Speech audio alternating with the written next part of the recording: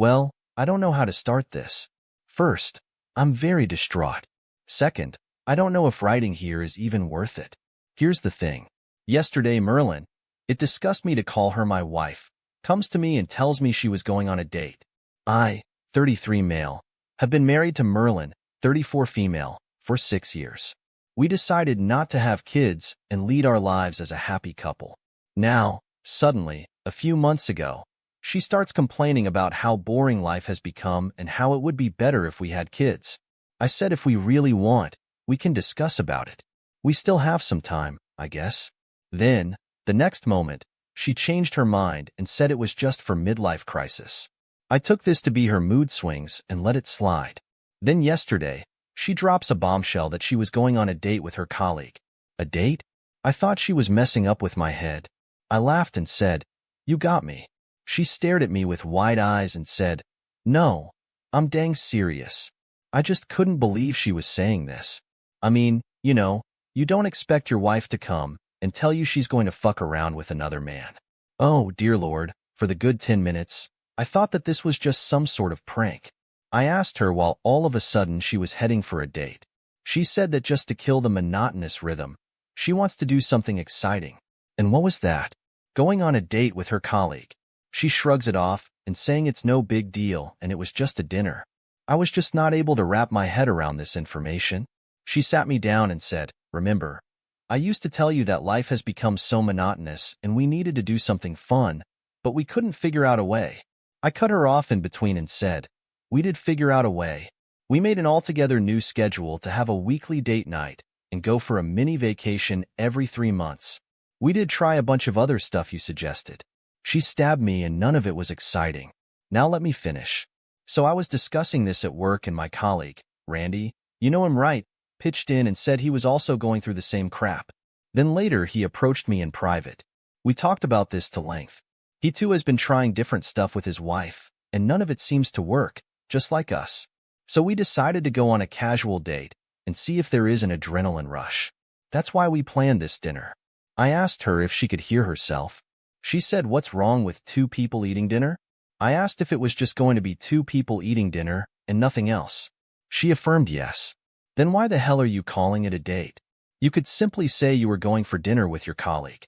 She said, "God, I wanted to be transparent with you. Who knew you would react in this way?" Well, we called it a date because our conversation may go below the belt. What the hell was that? She stood up and said she was getting late. She needs to get ready, and probably it was a wrong idea to discuss it with me. I was like, "Are you still going for it? Leaving this conversation midway?" She turned back and replied in a way to mock my words. "Yes, I'm going for the date, leaving the conversation midway." She does this often to annoy me, except that it wasn't funny this time. I sat there in disbelief. 5 minutes later, she peeps out of the room and says, "It's just dinner. Don't make a big deal out of it. Pretend this conversation never happened." I curled up on the couch not knowing what to do or how to react. She came out of the room looking ravishing in her red dress and said, "Oh, look at your face, red like my dress. Hold on to your desires and we'll have fun tonight." She tried to act sweet with loads of "I love you." I took a deep breath and tried to calm down myself. That it was no big deal and she was just going to have dinner and nothing else. It was no biggie, right? But I felt the uneasiness that has comfort in my chest. I couldn't stay calm, no matter how much I tried. I called up my friend for a beer, and we went out drinking. I badly wanted to spit out my anxiety with him, but I thought it was a little early. So I discussed the scenario with him as a third person. I told him my colleague was facing this trouble. I don't know if I was able to put it out accurately, or if he understood that it was my situation. He said it was not something to be worried about, as if it was just a casual dinner at a public place. I was still sitting at the bar when I got a call from Merlin asking me to come home.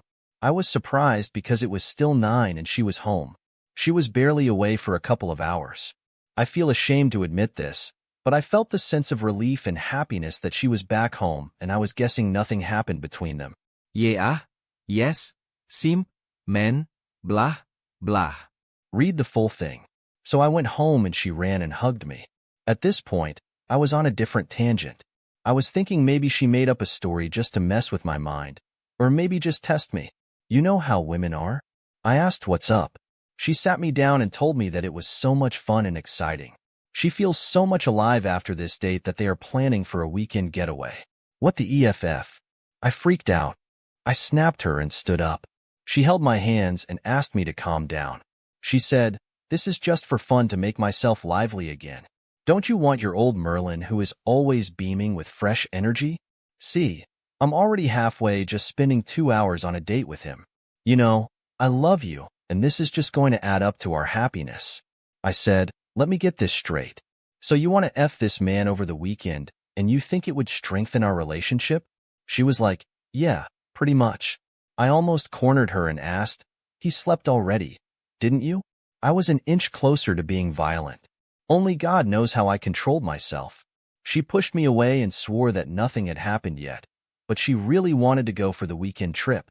She said, "I love you and this won't mean anything, but I really want to explore this fantasy of mine. Just by talking about this, I'm getting wet down there. Do you want to feel it?" I yelled out, "Why did you quench it today if you so desperately wanted to be a whore?" She screamed back, saying they saved the excitement for the trip. She was headstrong and she wanted to go for it and see how it actually felt.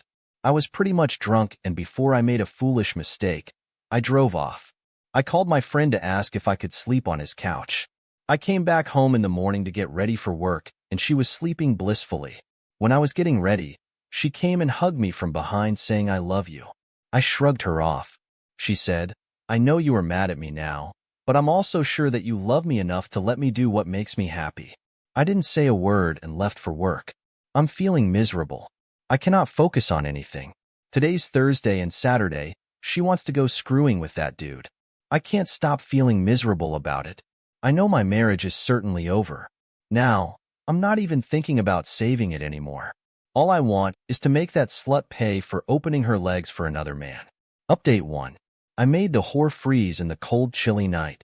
Guess her body was too warmed up with the actions down there and said needed some cold therapy. After I was done sulking about the situation on Thursday, I sat down to make my plan. Like I said, I could not let that whore walk all over me. While on my way back home, I bought the house lock and appointed a locksmith to come down on Saturday to change it. I ordered another nameplate for the house with just my name. When I went back home, she was wearing a see-through lingerie. I was amazed, like, "What's this all about?" She looked at me and said, "Isn't this sultry to make anyone beg for me? I want to look my best on Saturday." Giggled and continued. I skipped work and went shopping. Not that I wanted to save my relationship, but I wanted to record her word so that she doesn't back out later. My phone was in my pocket with the recorder on. I looked her in and said, "So you still want to do this, despite knowing it would lead to a consequence?" She touched my lips and said, "What consequences?" "There would be no consequences. I love you, and I know you love me. This is just for fun. Like you're going fishing to clear your head, taking it in a similar way." I asked her, "So you're saying you're sure about having sex with your colleague, despite knowing the fact that I don't approve of this out of marriage sex?" She said, "Yes, yes, yes. And why are you making such a big deal out of it? It's just sex. I'm not marrying him or something. I don't love him. I love you." She touched my cheeks with her lips, whispering, "I love you, but I really want to do this. It's just one life. I want to experience everything." I was disgusted at her touch, but I let her do so because I was recording her. The closer the better. I freshened up and went out with my friend. This time I told him everything. Last time I wanted to save Merlin's reputation in front of my friend, but now I don't care. She herself wants to expose her tits to the world. So be it. My friend said I was sleeping on his couch that night pretty much summed up for him, but he was shocked to know that Merlin was up to this. I didn't reveal anything about my plan. I wanted to keep it discreet until I executed it, but I told him I would end the marriage. He said he knew a lawyer who helped his uncle save a bomb of alimony going to his narcissistic wife. I requested him to get the details of the lawyer. Funny, he already had it for me. That's how friendship works, you know? I went home that night. She was in bed. I pulled out my pillow and blanket. She asked me where I was going. I said, "Why do you care?" She stared at me and said, "You remember our vows, right? That we would never sleep apart?" I threw the pillows back on the bed and yelled, "Wow, let's see who's talking about the vows. We also took a vow never to bed anyone else, remember?" She sighed that I was unreasonable, tossed to the other side, and slept. I took my stuff and went to the couch. I certainly cannot share a bed with someone who sleeps with me and fantasizes about other men. She spent the whole Friday evening grooming herself and packing her bag for her big day. Meanwhile, I met the divorce lawyer on Friday afternoon and discussed my terms. He heard the recordings and asked me to get the evidence of their stay if possible. Nevertheless, the recording is sufficient. Saturday morning, when she went to take her shower, I snooped into her packed bag, replaced her tube of lubes with a similar tube filled with a hot white sauce of the same texture, and put it back inside. I knew she could not have sex without lubes. She's one of those who's paranoid about painful entry. I wish I could watch the phone when she applied it on her lady parts. The fun part is, they are going to resort located in the middle of a forest. So sad that she cannot buy another tube herself. I sneaked into her phone and then to her messages to get the details of their place of stay. I couldn't find it, but I found tons of messages exchanged between them in the last few days about how they were going to do it. The chats revealed they hadn't done it before. Doesn't matter. My marriage is over. I didn't have the time to take screenshots, so I took pictures of their chats from my phone. Before anyone asks how I access her phone, let me tell you guys, we both know each other's phone password. I hadn't spied on her phone before because I didn't feel the need for it. When she came out of the shower, I asked her which place. She blushed and said, "Now you care, huh?" I said if your lover chokes you to death with his big tool, I should know the place to pick up your dead body. She laughed and told me the name of the resort. I messaged it to my lawyer, who assured me he would get a copy of their stay.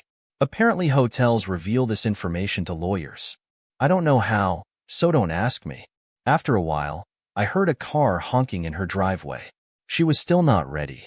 She was heading to the window to maybe call him inside. I yelled, "Don't you dare call him inside my house. You both would lie here with broken limbs." She laughed and told him from the window to stay in his car as she would come. I increased the volume of the TV to the maximum. She was saying something, but I didn't listen. After she was gone, I called up the locksmith and got the locks changed. I removed her name from the nameplate at the entrance. Then I packed all her stuff in large garbage bags and kept them in the backyard.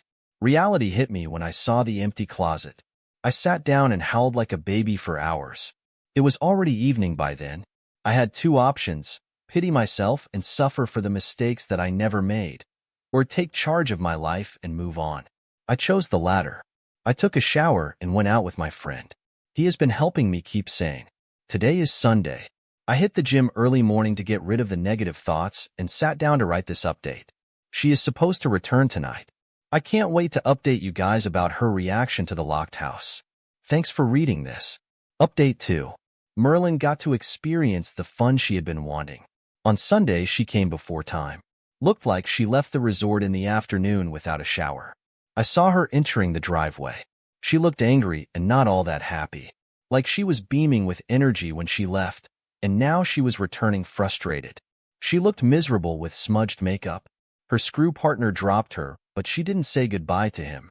Too bad for her. She tried to open the door but realized it was locked. She pulled out her key and tried to unlock it.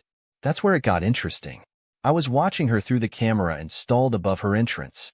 She was groggy and pulled out other keys to unlock it. She threw her bag and wallet on the floor, cursing out loud. Then she started banging on the door, hitting the doorbell and yelling, "Are you home? Why isn't this stupid door opening?"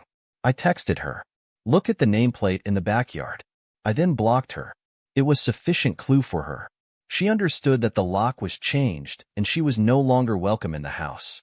She started screaming my name, asking me to come out and banging hard on the door. I yelled from the window that if she doesn't leave, I would send the recordings for parents and friends. She was astonished that I recorded her. She started crying. "Why are you doing this to me?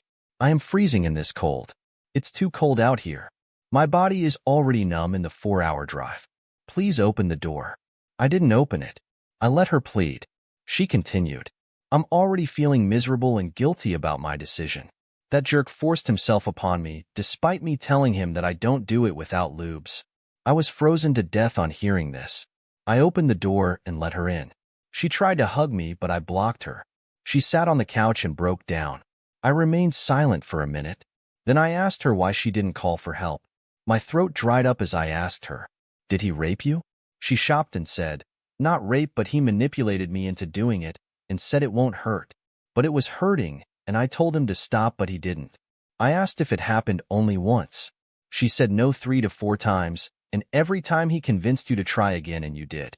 She said yes. I lost my cool and snapped to her, "You manipulative witch. What do you think I am? A jerk to believe you? Are you 16 years old who got manipulated? You had a resort and not at his home that you couldn't escape. You could have pushed him away and walked out, but you didn't. You spent the night with him. Tried God knows how many times with the hope that he would give you the thrill you were dreaming of." She started bawling and said, "The resort was in the middle of a forest. How could I escape him?" Sure it was, but it wasn't deserted. There were resort staff and other guests too who could have come to your rescue. Also, why didn't you call me if you felt so threatened? She kept crying because she had no answer. I asked her to leave and that she would be served within a week. She pleaded, "Please don't do this to me. I'm already guilty of my decision and I am paying the price for it. You already took your revenge by changing the loop. What else do you want? I promise I'll be a good wife and never nag about anything." I remained unmoved and said the ship had already sailed. "Our marriage was over on Wednesday when you went on a date without my consent." She said, "I assure you nothing much happened between us.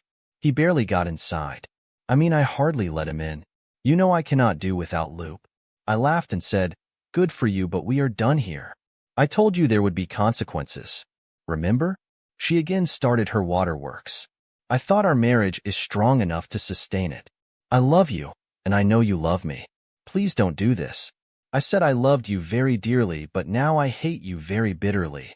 Now please leave if you don't want me to send all the recordings to your parents." She was shocked again that I was recording even these conversations. I said I'm no fool to talk to her off record. She said she was going to press assault charges on Randy, and she needed me in this. I laughed and said, "Too bad you have to deal with it alone, and not just the court case but also our divorce case."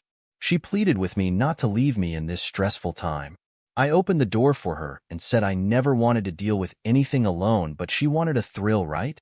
But better than 2 court cases simultaneously to deal with. After a lot of friction, she finally laughed. The divorce papers have been sent to her office because I didn't know where she currently is living. However, although we got a call from the courier company that the recipient has resigned from that office, so I had to direct the papers to her parents. I decided to drop by and tell them in person about the fallout before the papers reached them. They have been loving in-laws to me, so I guess I owed them this much.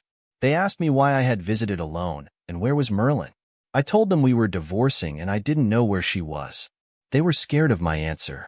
I gave them the service-level explanation that she went out with her colleague despite my disapproval, and now I cannot take her back.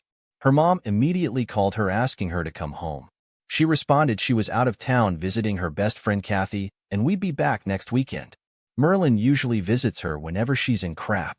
They are childhood friends. Ex-mother-in-law called Kathy, and she confirmed that Merlin was with her. Though she's in a miserable state, but she assured to take care of her. Honestly, I felt relieved to know that she was safe.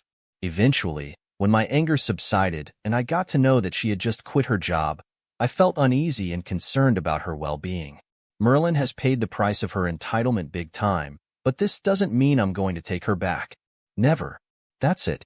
I can't talk in details about my divorce terms because they're still on.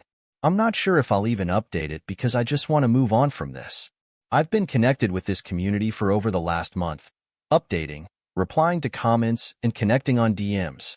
It did help me a lot, but it's hard to say this. I'm unable to move on because I'm constantly discussing this topic, so I'm going to leave it here. Maybe when everything is over, even my feelings, I'll update about with the remaining stuff. Thanks for engaging on my post.